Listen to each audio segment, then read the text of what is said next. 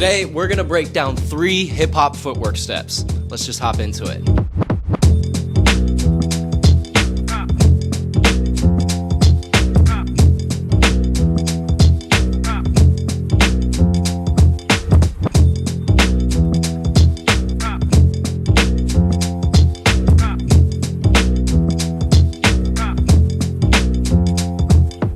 So the steps that we're gonna break down today are just some simple, classic steps that everyone who practices hip-hop dance should know. These are great to add to your arsenal, and so I would encourage you guys to just explore these steps and to kind of experiment with your execution of them. It's one thing to learn the step itself and to understand the pattern and the sequence of the movement, and it's another thing entirely to fully adopt the step and to make it your own. So as you're learning these steps today, just keep this idea in mind. Don't just think about what you're doing. Think also about how you're doing it. Even though I'm breaking down these steps for you guys, I don't want you to feel the pressure to do them exactly like me. The point of learning these steps is not to carbon copy my execution of them. The point is to learn a new pattern, internalize it, and then to put it back out into the world via your own personal execution. Putting yourself into the step and really letting your own personal style shine through. With all that being said, let's just hop into these steps. Now the first step that we're gonna be breaking down today is a step that is known as the cross step. Now this step is actually a classic top rock step that is typically utilized in breaking vocabulary. Top rock steps and breaking footwork in general have such a profound influence on hip-hop dance and hip-hop footwork. And so I thought it would be appropriate to just start with this classic step and to break down a couple of different ways that we can sort of play around with it and integrate it into our movement. So to get started with this step, we're gonna first think about finding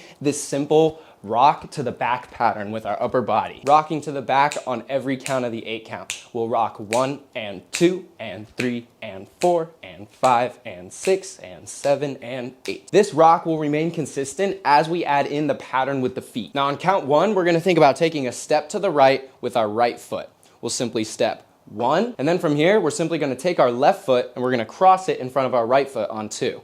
Step across 2. From here, we're gonna step our left foot back to the side on 3. Then we're gonna take our right foot, stepping across our left foot on 4. 7, 8, 1 and 2 and 3 and 4. This simple pattern will repeat on both sides. 1 and 2, 3 and 4, 5 and 6, 7 and 8. Now you might be able to see this, but before I take each step, whether I'm taking the step to the side or I'm finding that cross step, I'm actually finding a little preparation with each foot before I step on that and count. So instead of just stepping 1, 2, 3, 4, I'm finding a little prep before I step, lifting my foot up so I can step it down when I take my step. 7, 8, and 1, and 2, and 3, and 4, and 5, and 6, and 7, and 8. Thinking about that and count just helps to put a little bit of life into the step as we're doing it, so that it's not just step, cross, step, cross, step, cross, step, cross. Now, as we're performing this pattern with the feet, we're also thinking about maintaining this upper body rock that we established at the beginning. Basically, every time we take a step with our foot, we're rocking back away from the foot. 7, 8, and 1, and 2, and 3, and 4, and back, and back, back, and back. If we can implement this rock at the same time as we're executing the pattern with our feet, it'll help this step to feel like it's happening in our whole body as opposed to just our feet. This type of vocabulary is called top rock. And so making sure that we're intentional about maintaining a continuous rock as we're doing the step is very important. Now, as we're finding this rock with the upper body and this pattern with the feet, we have some options as to what we do with our arms. When it comes to top rock, you have a lot of freedom for different ways that you can play around with your arms, but the most basic variation that everyone should know is to think about finding our arms forward and crossed as we step to the side, and then as we cross either foot in front of the other, thinking about opening the arms to the side. The arms and legs kind of move in opposition of each other. When the legs are separated, the arms are crossed.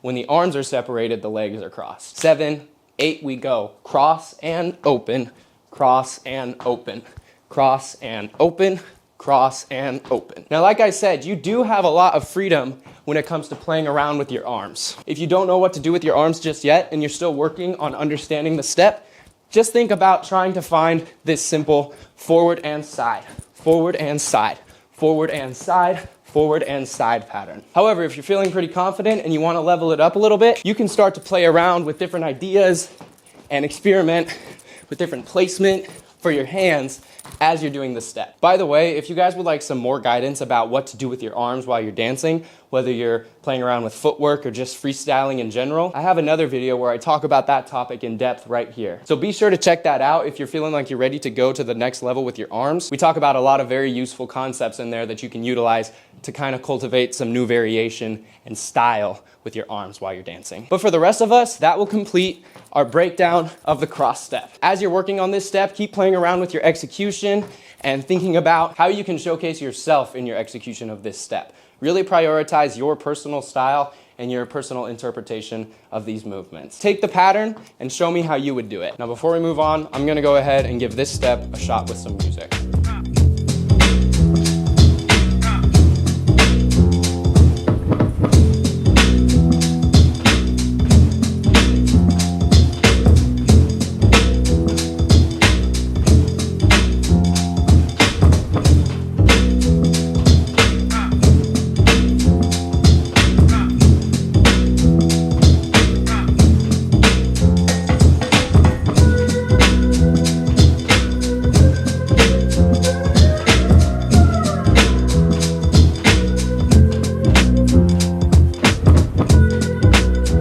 The second step that we're going to break down today is a step that is known as the crisscross. Now, I'm sure there are a number of different variations for how you can play around with this step, and the motion for it is fairly basic. So feel free to experiment with your own interpretation of this pattern. We're just going to break down a classic variation of the step that you can utilize in your own way. Now, the basic pattern that we're going to be finding with this step is this simple out to cross motion with the feet. Simply thinking about hopping our feet away from each other and then crossing them in front of each other. And as we cross, we'll alternate which foot finishes in front of the other. So to get started with this step, we're gonna simply think about hopping our feet out and away from each other on the and count before the 1. 7, 8, and from here, we're gonna hop our right foot in front of our left on 1. 1. Then from here, we're gonna hop our feet out again on and to hop our left foot in front on 2.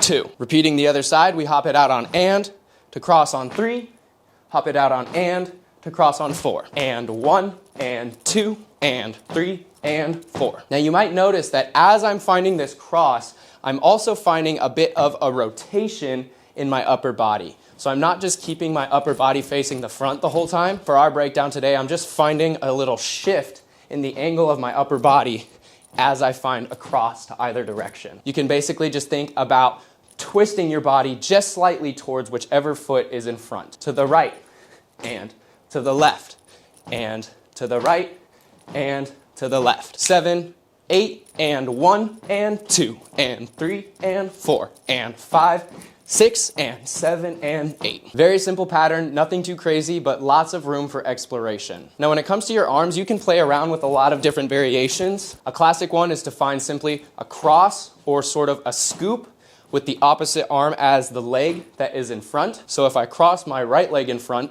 on 1, I'll sort of find a scoop at the same time with my left hand across my body. Scoop, and scoop, and scoop, and scoop. You can see that every time I hop my feet out, I find a prep with the arm that I'm about to scoop across my body. And 1, and 2, and 3, and 4. You could think about finding that same idea, but finding a little bit more of a twisty punching motion. And 1, and 2, and 3, and 4. I also sometimes like to play around with this little twist pattern with the upper body. To me, this variation is almost like this twist in my upper body is what initiates my legs to cross.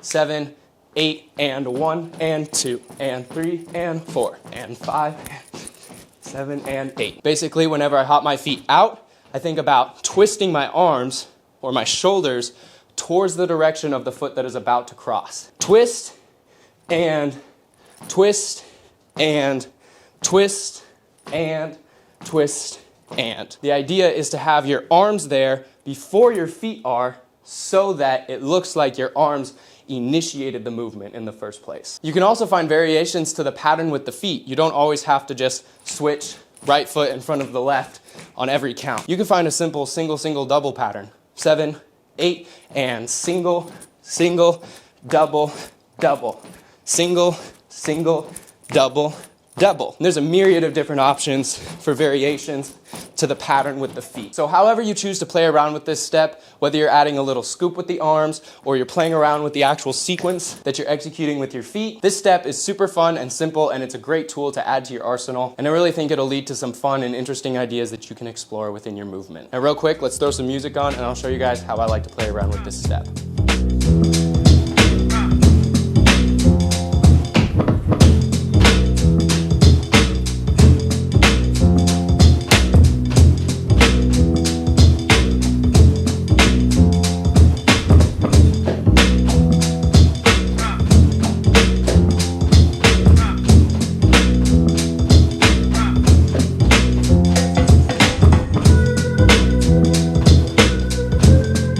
Third and final step that we're going to be breaking down today is a step known as the SpongeBob. The SpongeBob consists of 2 positions with the legs that get repeated over and over again. To start, we're going to sort of think about hopping away from our right foot as we kick it to the side. And that'll happen on the and count before 1. So we'll hop 7, 8, and then from here, we're going to sort of imagine that our heel or our right foot has hooked onto something and it's going to pull the rest of our body towards itself. So we landed here on and, we're gonna hop and pull ourselves towards our right foot on 1. Now you can do this with your right foot ending behind your left, or you can do it with the ending in front. It's really up to you. I typically will go behind, but you can play around with some variation on your own. So we hop away from our right foot as we kick on and then we pull ourselves back to that center point on 1. From here, we're gonna think about doing the exact same thing with the left foot. We're gonna hop away from our left foot as we kick it on and then we're gonna hop back towards it as we pull ourselves back to our center point on 2. 2 positions that get repeated over and over again. Position 1, position 2. From here we switch legs. Position 1, position 2. And 1, and 2, and 3, and 4. At the same time, we can think about implementing a pattern with our arms. I like to utilize this sort of reach, pull pattern. So you can think about reaching your arm as you kick and then pulling your arm as you pull your body with your foot. Reach and pull, reach and pull, reach and pull, reach and pull. And there's obviously variation to be played around with when it comes to your arms and this step. So feel free to explore that and to just sort of let your creativity take the wheel. But for a basic standard pattern with the arms, we'll think about simply finding a reach and a pull. A reach and a pull. This step goes 7, 8, and 1, and 2, and 3, and 4, and 5, and 6, and 7, and 8. Some of you may be familiar with the step known as the party machine. This is basically the exact reverse of the party machine. Instead of starting underneath yourself and then hopping away, we instead start by hopping away and then pulling ourselves back to our center point. Now for this specific step, one idea that I like to play around with to sort of add some variation is to think about adjusting my body facing as I'm doing the step. So as opposed to just staying facing one direction the entire time I do the step, I can play around with sort of changing the angle of my body as I execute this step. Now since this step is just 2 positions that get repeated over and over again, it can sometimes be easy for it to get very like 2-dimensional and flat. And I feel that exploring this idea of changing your body facing is a great way to sort of add in that 3rd dimension so that it doesn't just become 1, 2, 1, 2, 1, 2, 1, 2. Flat to the front the whole time. Now the cool thing about this step is that you can take the base mechanic of it and sort of manipulate it to create more variation as well. What I mean by that is you can take this idea of jumping away from the foot and then pulling yourself back to a center point and kind of tweak it and manipulate it a little bit. We don't always have to go side to side, side to side. We could instead kick to the front, pull ourselves towards our foot, or kick to the back, pull ourselves towards it. Changing the pattern of the step a little bit, but sort of utilizing this base mechanic to cultivate more variation within the step. So take some time to explore this step and to just break it down and let your imagination and interpretation of this step sort of take the lead. I was just listening to a dancer that I look up to very much talk about this. His name is Henry Link. I definitely recommend you guys go check him out. But he was talking about this concept of prioritizing the feeling of the movement rather than trying to do the movement perfectly. This is something that I fall into quite often, trying to do everything exactly perfect and not make any mistakes, or more so just not to explore too much outside of the box so that I look like I don't know what I'm doing. As dancers, what we're training our bodies to do is to respond authentically to the music that we're dancing to. And what Henry was saying is that basically how we do that is we prioritize the way that the music makes us feel and that we move from that feeling, as opposed to trying to make the movement perfect first and then cultivate a relationship with the music. We instead let the feeling guide us as we're moving and as we're learning our movement. So take that idea. Hopefully it'll be helpful for you guys as you're exploring these steps. And before we finish, I'm gonna go ahead and give the SpongeBob a try with some music.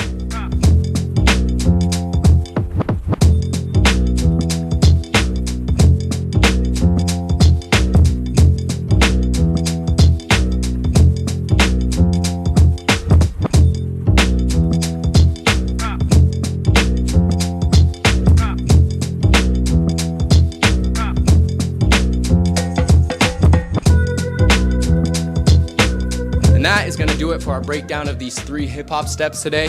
I hope that you guys enjoyed this video. If you guys would like more vocabulary breakdowns, I have a whole playlist right here of steps and step breakdowns that you can utilize and add to your arsenal. So be sure to go and check out that playlist and comment down below if there's any other steps that I haven't broken down that you would like me to break down. And also be sure to check out the first link in the description, which will take you straight over to the Sheds page on Patreon. I wanna thank you guys so much for your continued support of me and this channel and for your time in watching this video. I'm gonna see y'all in the next one. Peace out.